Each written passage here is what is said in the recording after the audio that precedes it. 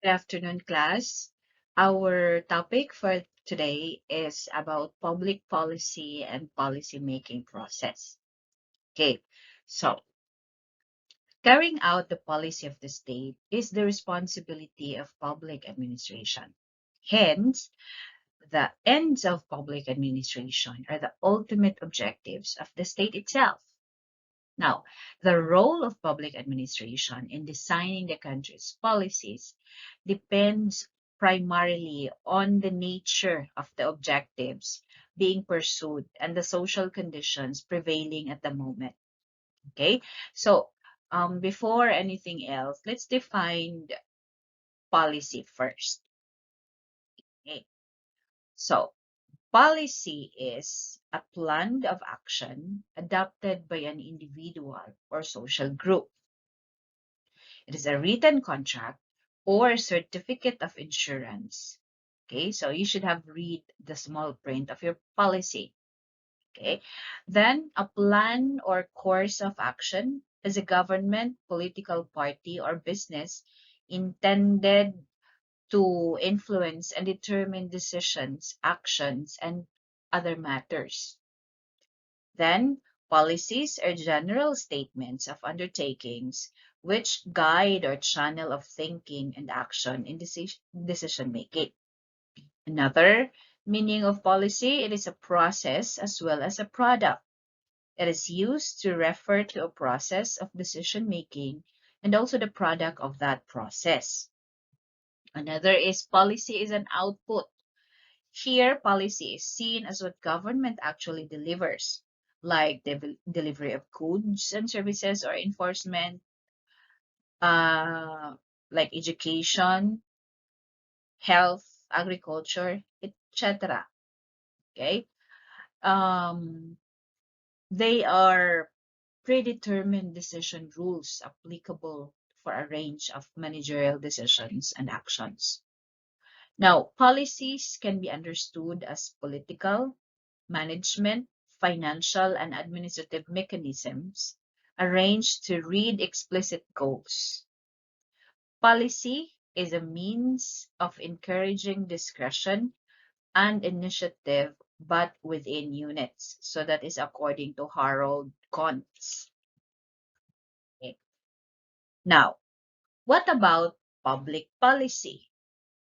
Okay, so this is an attempt of the government to address a public issue. Principles and standards regarded by the legislature or by the courts as being of fundamental concern to the state and the whole society. It is a course of action or inaction taken by governmental entities with regard to a particular issue or set of issues. Now, in any society class, governmental entities enact laws, make policies, and allocate resources. This is true at all levels, no? So, public policy can be generally defined as a system of laws, regulatory measures, courses of action, and funding priorities concerning a given topic promulgated by a governmental entity or its representative. Okay. Another meaning of public policy is it is commonly embodied in constitutions, legislative acts, and judicial decisions. It may also be created by an executive order, bureaucratic regulation, or provincial and or city and or municipal and or barangay ordinance. Okay. Also considered academic discipline as it is studied by professors and students at public policy schools of major universities, and basically the legal framework within which society operates. It's a composite of decisions that government makes and programs it embarks upon or implements to achieve goals. Okay. Another, it implies process of formulating and promulgating a program based on a set of principles. It is a rule of action manifesting or clarifying specific organization goals, objectives, values, or ideals, and often prescribing the obligatory or most desirable ways and means for their accomplishment. Okay, so public policy is what the government actually decides or chooses to do. To, to do. Okay, so it is the relationship of the government units to the specific field of political environment in a given administrative system. Now, public policy could be negative or positive. Now, when we talk of positive, in a sense that it depicts the concern of the government and involves its action to a particular problem on which the policy is made. Negatively, it involves a decision by the government officials regarding not taking any action on a particular issue. Okay, so you try to remember that. Let's talk about characteristics of public policy. Okay, so one is it is a purpose and goal oriented. It is made up of public authorities. It consists of sets of patterns of action taken over time. It is a product of a demand, government-directed courses of action, and of course, as mentioned earlier, it can be positive or negative. Okay, what about the aims of public policy? Okay, so reconcile conflicting claims for scarce resources, encourage or foster cooperation that would probably not occur without government influence or encouragement. It prohibit morally unacceptable behavior and protect the rights of individuals and provide direct benefits to citizens. Let's talk about the nature and scope of public policy.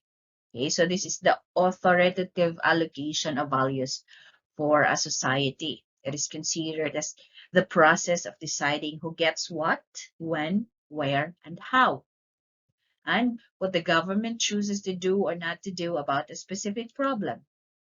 And of course, it establishes the boundaries of our freedoms and color the contours of our interactions with other people in our political, social, and economic. Let's talk about the importance of public policy. Okay, so the study of public policy is important as it avails the learners to what public policies are, how they're made, the politics involved in formulating them, the theoretical models for analyzing policies and the impact they have on the citizens. Now, generally, public policy plays a vital role in society as it helps to know the intentions of the government for a particular sector or department. Through public policy, the public can measure the achievement made by the government. It helps to respond to the needs of the society and for scientific understanding of the cause and effect relationship. Now, here are some public policy areas: education policy, social welfare policy, healthcare policy, criminal justice policy, social policy, economic policy, environmental policy, and energy policy. Okay, so kana sila nga mga areas pwede ta makahimo or naay public policy. Okay, approaches to public policy. Okay, so we have three approaches.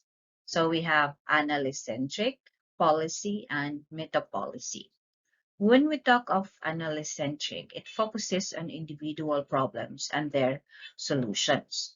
So its scope is the micro scale, and its problem interpretation is usually of a technical nature. When we talk of policy process, it puts its focal point onto political processes and involve stakeholders. Okay, so Its scope is the mesoscale, and its problem interpretation is usually of a political nature. Now, when we talk of meta policy approach, okay, so systems and context approach, no?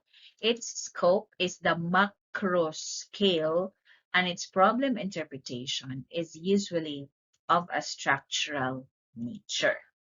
Okay, so take note of that. Approaches to public policy. Now, we have here public policy in the Philippines. Now, there are several institutional built-in systems of policy making in the Philippines, and some of these are the following. So we have the NEDA, or the National Economic Development Authority. This is for socio-economic policies. National Security Council, or the NSC. This is for security and defense. We have Legislative Executive Development Advisory Council, or the LIDAC. This is for general legislative agendas. And the Metro Manila Development Authority, or the MMDA. This is the local level agencies for concerns affecting public, or rather basic services. Now, the last three agencies mentioned do perform certain stages of the public policy process, and none of them have a more defined and extensive mandate and a more permanent structure than NEDA. Okay? Now, stakeholders in the Philippine public policies. We have 1, 2, 3, 4, 5, 6, 7, 8, 9. Okay, we have the executive branch. So we have here at the center, the Philippine government. Okay, so executive branch, we have political parties. Okay, so legislative branch, the citizens, of course, the judicial branch, si media appeal, local governments or LGUs, mga interest groups, and then of course, political consultants. So kani sila, okay, muna sila yung mga stakeholders in the Philippine public policy.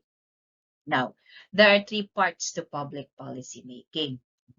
We have problem, player, and policy. Now, problem is the issue that needs to be addressed. So kung walay problem, makahimo ba kag policy, or magjama-jama or baka himo policy? Of course, problem-based man ang kasagaran na yung mga policy, or nakay nakita ang problem, that's why you have to propose a policy, or you create or make a policy.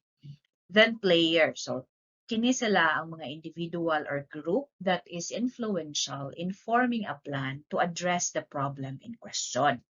No? Either ang executive pa ni, or legislative. Okay. Then we have the policy. Okay.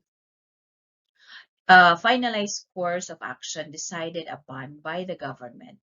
It's widely open to interpretation by the NGO players, or the non-governmental organization players, and private sector, including church and cultural institutions.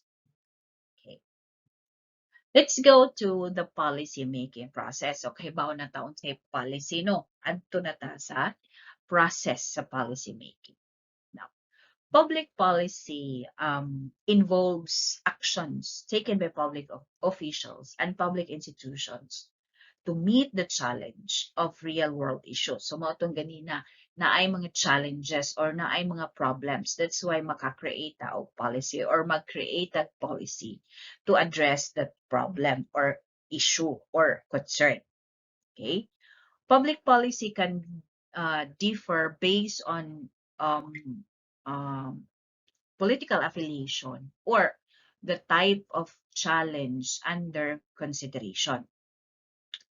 Typically, officials create public policy in response to a problem and involve what the government will do to address the problem. Now, public policy can take the form of a new law, it could be a city ordinance, or a government regulation. No? So, pwede si bag-ong balaod, Okay, so murag daghan kadyut ang mga Republic Act, no? Kay daghan tang mga makit-an nga um, issues and concerns in the society. City ordinance, so ang city na ay right or naa sila'y obligation to create ordinances, especially so if naa sila'y makit-an nga mga problems or um, concerns or issues sa usa ka city. Then it could be a government regulation. Now, the main idea, class, of creating policy is to improve life for members of the public. No? So, dili ka magama og policy para lang ingnon nga naa kay policy. Okay? So, goal-oriented or problem-based jud na. And one of the goal, of course, is to improve the life for the members of the public or the members of the community. Officials design policies that move the public closer to a desired state or public goal, even if the ideas come from outside government. The creation of policy falls to public officials. So bisan pag, for example, na mga NGO, no, nga naa sila'y nakit-an nga problema, and then di man sila pwede mohimo sa palisiya, no. So they have to like propose such policy or mo na makig-audience sila sa taga-LGU or any other authority para maka-come up sila of certain policy based on the problems or concerns that they have um, encountered or nakita nila sa usa ka community. Again, even if the ideas come from outside government or from the outside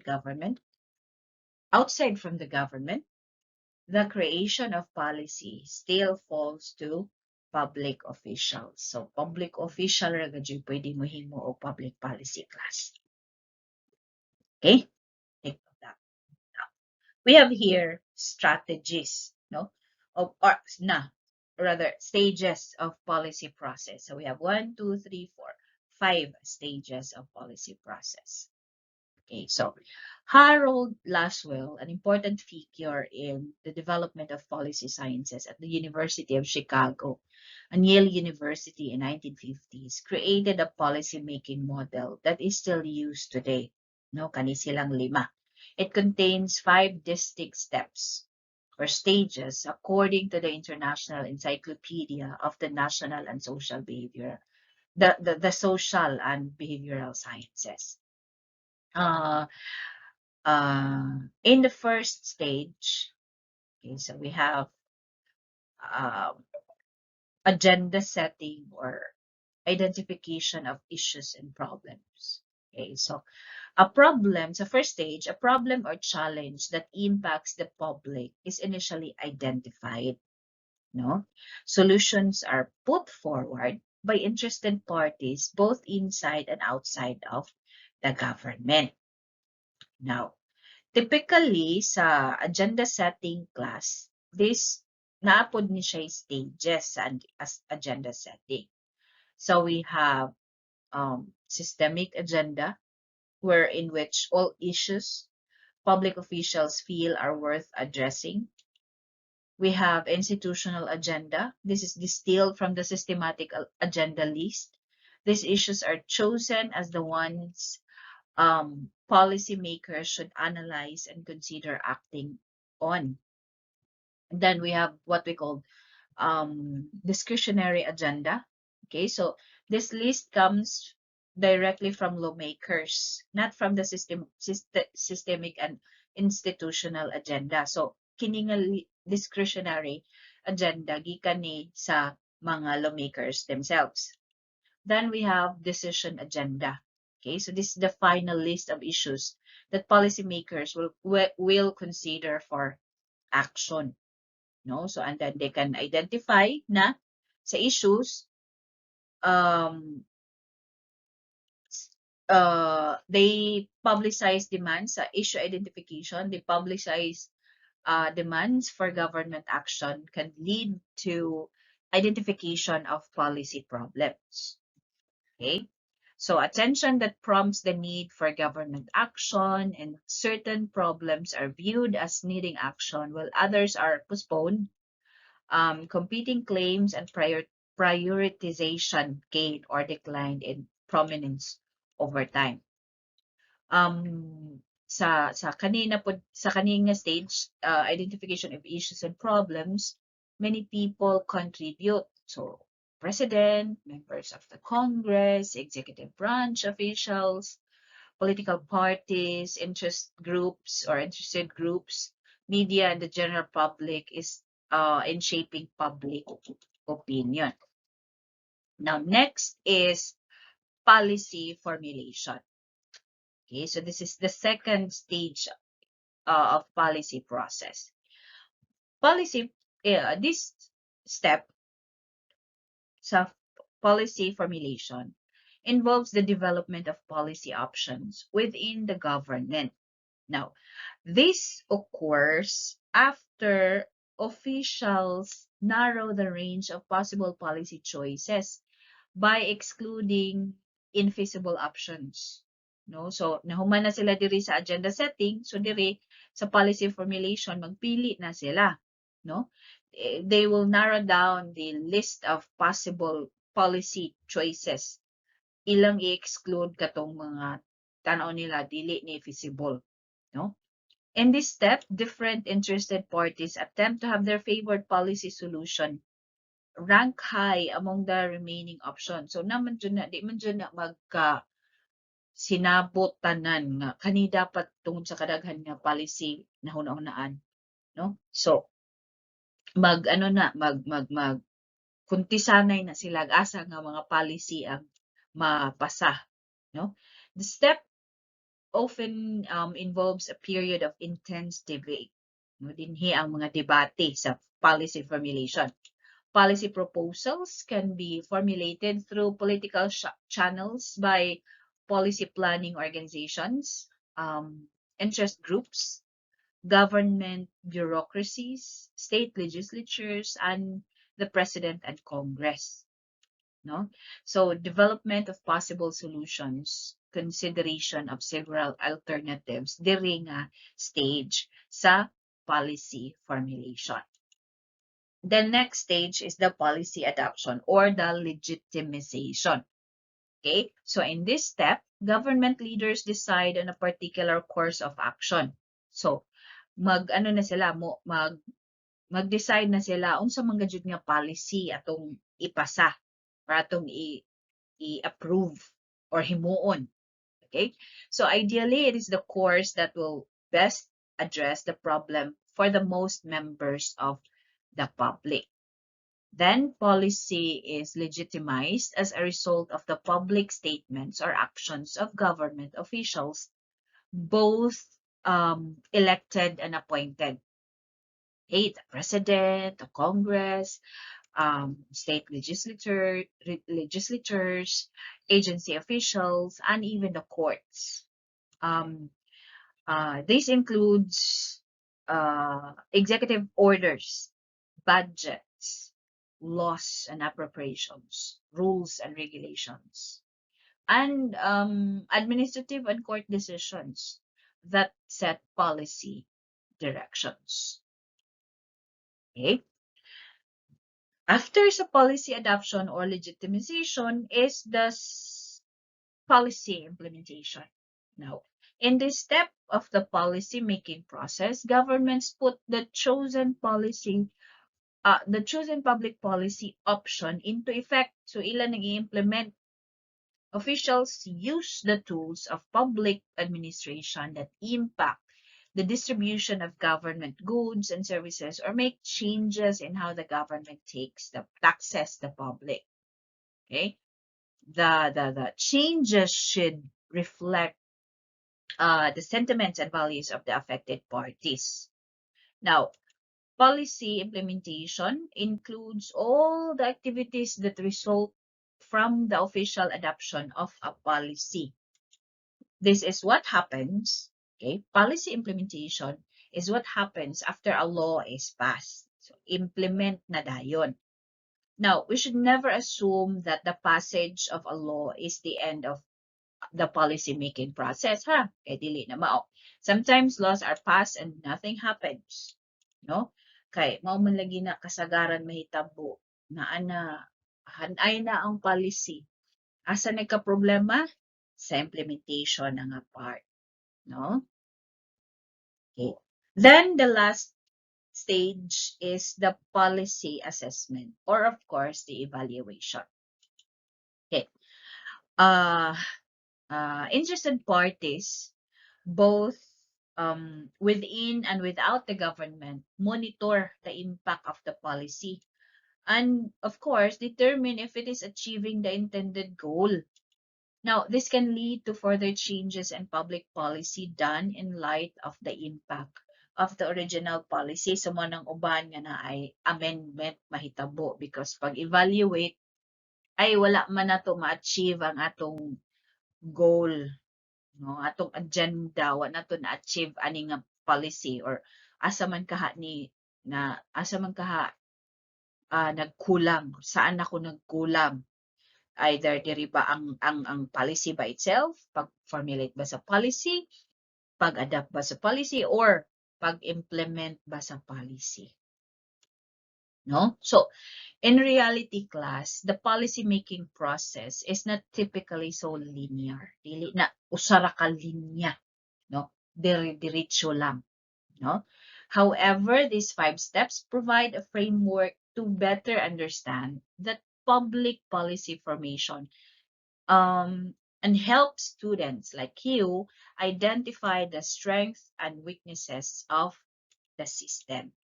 So, money siya, no? Makatabang na manang usahay manggod pud no.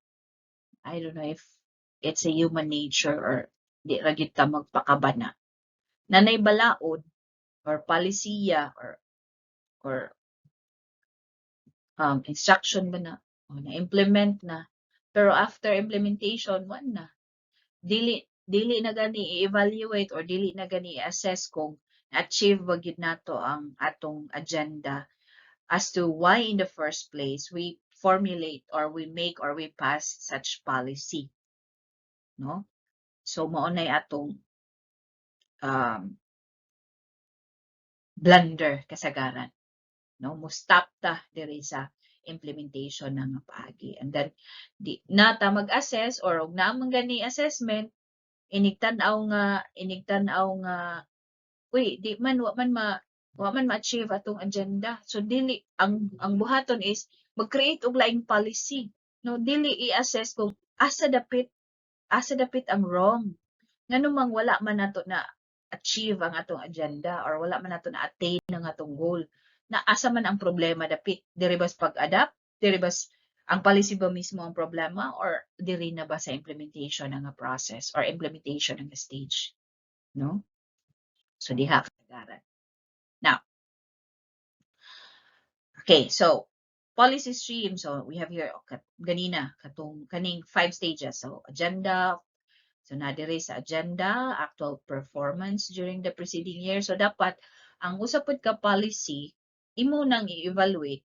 Okay, so kani nga policy unsa may performance ani niya, no? Nabay new development and emerging issues in the local and international economies or shift in the policy emphasis of the administration. So di ba usahay naibalaod nga ipasa sa usa ka legislature kontahay and then inig sunod na pud kung lahi na pud nga policy ang ipasaka. And then wala gi-evaluate kung kani nga policy, previous policy effective ba, no? Okay. So policies actually there are challenges, no, in assessing policies. Kay daghan mang factors ni need na i-take into consideration. Now, policies can be difficult to assess. No, it's really difficult to assess. Some policies aim to accomplish broad conceptual goals, that are subject to different interpretations. Kay lahi-lahi ra ba pud ang interpretation sa mga tao. So, dili lang kay black and white, sometimes ay gray areas, no? Healthy air quality, for example, kana nga kuan, uh, can be difficult to define in ways that will universally accepted, no? Unsa man para nimo ang healthy air? No? Policies may also contain multiple objectives that may not be compatible sa kadaghan. Dili man kay usara na may daghang uh, sub-policy o say term ana. Okay?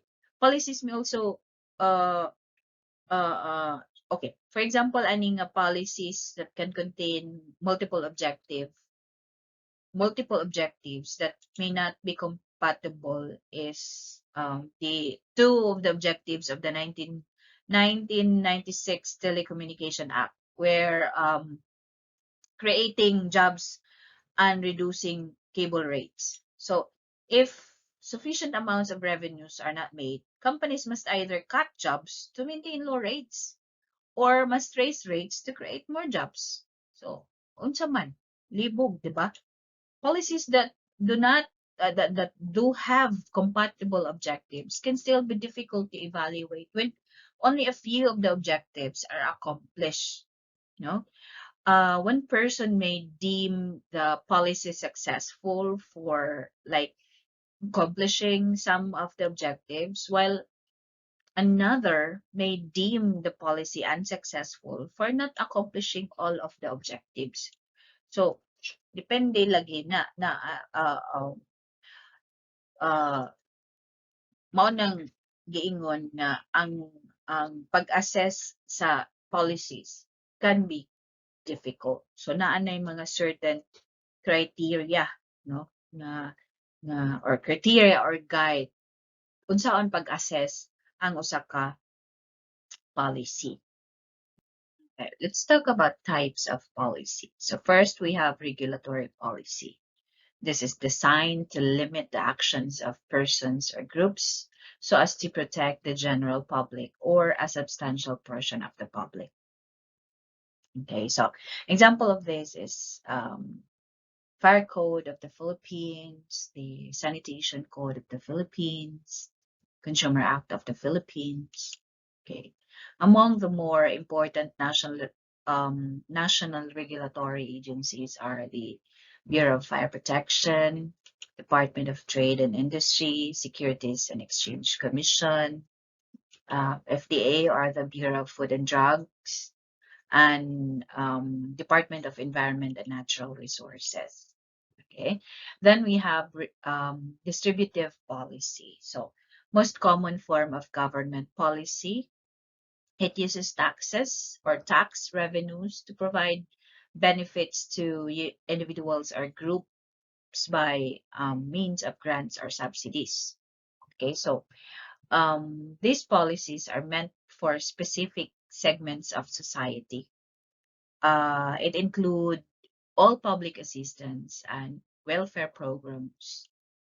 And some examples of distributive policies are adult education program, food relief, social insurance, employability, and etc.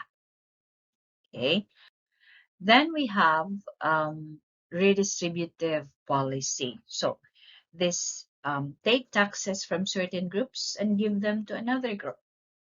Now, for income stabilization, this is to support to unemployed or retired. Social welfare, providing direct payments to indigents. No, social welfare includes healthcare, empowerment, housing, and other programs geared towards assisting the poor, unemployed, and marginalized in society. And we have here healthcare programs, like PhilHealth. Now, like an example of that is a perfect example of that is you students, because of the pandemic, you're required to have or one of the requirements such as for the limited face-to-face is for students, especially college students, to have an insurance, no? And since dili man tanan maka-afford insurance, ang PhilHealth nag-offer ana nga sorry, nga service or program, no, wherein which ang kamong mga college students can apply for PhilHealth via indigency. I don't know if giunsa ninyo pag-apply sa inyo, but I think pangayo ana mo og certificate of indigency ana no apan application. So kinsa man asa man gikuha sa PhilHealth ang budget ana. So gikan na sa mga taxes from certain groups. So ang mahitabo na ay certain percentage sa taxes, like kinsa man tong mga nagbayad og taxes, like kami, anyone who paid taxes, no, nanay ang nanay certain percentage nga i-allot dira para sa PhilHealth, no, mao nang maka-offer og free nga PhilHealth para sa mga senior citizens or sa mga students like it, and then sa uban pang mga indigents, no? That's redistributive policy. So what are the differences between regulatory, distributive, and redistributive? Okay, so when we talk of distributive policy, this collects from the many and benefits the few. Then, whereas ang regulatory policy, it focuses cost on one group while benefiting larger society. And then when we talk of redistributive policy, this shares the wealth and income of some groups with others. Okay, take note of that. So that ends our lesson in policy and policy making, public policy and policy making process. Now, these are the references sa atong discussion. Then, for your task, okay, so nanapod tayo task, may na po mo, nanapod si pagawa na po. So, this one, you have to make a policy proposal that will be of help to your community. No, so of course, before mo makahimo policy proposal, you have to undergo sa katong stages of policy making process, no? So maghimo mo daan og agenda or mag-identify mo og concern sa inyong community. Mao na lang ni para maka-help mo no, sa inyong community. So you identify a certain issue or concern in your community, and then maunay himuan ninyo og policy. Maunay mag-formulate mo og policy ana. Okay? So you have to be guided with this rubric. No? So we have the main content.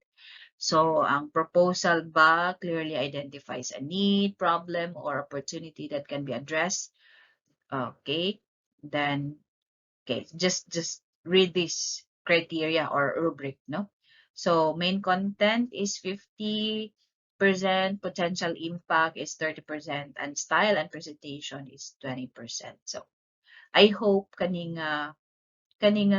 proposal ninyo is magamit yun, no? Or pwede ninyo ma-propose sa inyong barangay officials para matabangan po nato or ninyo ang inyong respective community. Okay? So with that, thank you for listening, and I will just upload this to our Moodle, and you can just view it at your own pace. Thank you, and God bless.